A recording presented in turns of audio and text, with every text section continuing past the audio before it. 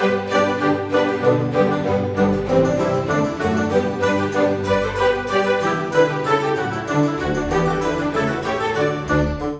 delve back into Steve Alten's world in his sister series to Meg. This time, Alten tries to create a brand new genre, the historical sci-fi thriller. Does he succeed? Is this book worth your time? To start, Jonas Taylor and the Megalodons are not in this book. The new hero of the book is a Scottish marine biologist named Zachary Wallace, born in the Highlands and raised in America.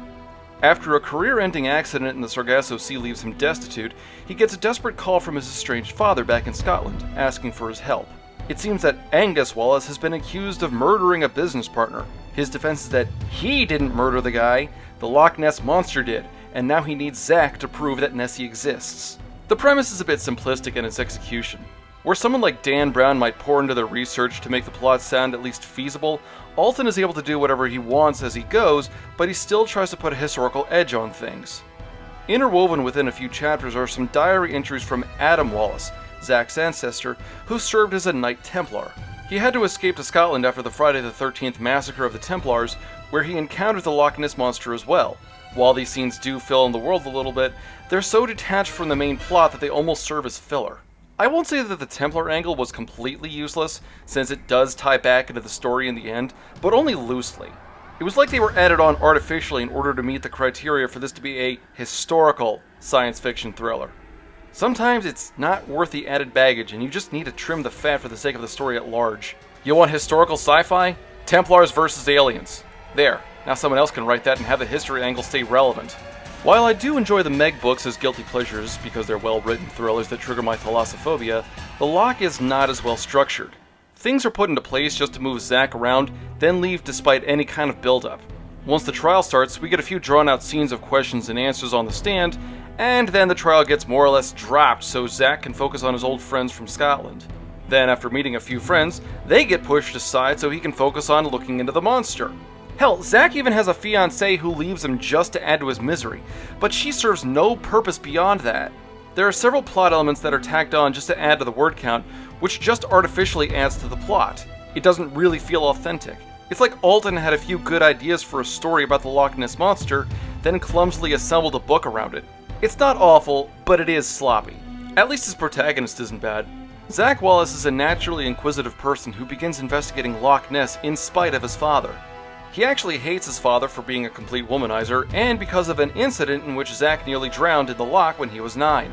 Zach gets drawn in because of a string of recent deaths around the lake, very violent ones, like one crime scene which is described as someone having thrown buckets of red paint everywhere.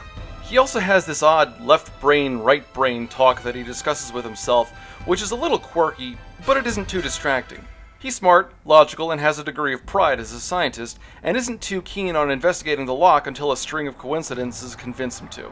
Along the way, we also meet Zach's childhood friend Finlay, True MacDonald, and his old crush, Brandy. True was a large Scottish man, very brash, quick to anger, but also very loyal to his friends. If you think of the Scotsman from Samurai Jack, you basically have an idea of who True is.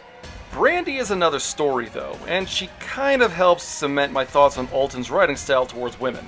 When Zach first arrived in Scotland, he was in a deep depression, so True sent him to Brandy for a little stress relief. In other words, to get laid, which Brandy was happy to accommodate him with. These people haven't seen each other in 17 years and didn't stay in real contact all that time, but Brandy was ready to jump into bed with him after a brief hello? Now, I'm not trying to say Alten is a misogynist or anything, I just think that he needs to rethink his female characters. Aside from that, a lot of his wife characters in other books come off as entitled bitches, so I'm thinking he has some bad experiences with marriage. And since Brandy kinda gets a little bitchy in this book's sequel, I might be right, but that's for another review. One strength that Alten definitely has though is his ability to create random side characters and flesh them out in only a few pages.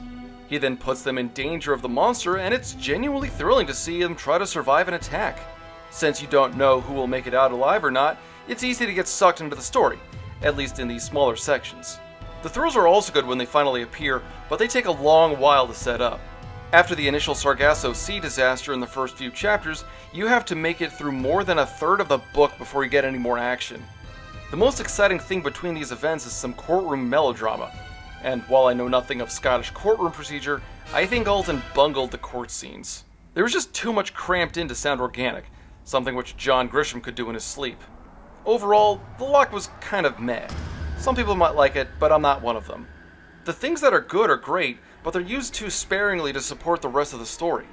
The book doesn't have any major flaws, but it does drag a little. But at least it's not as out there as the sequel, Vostok. Stay tuned for that one next week.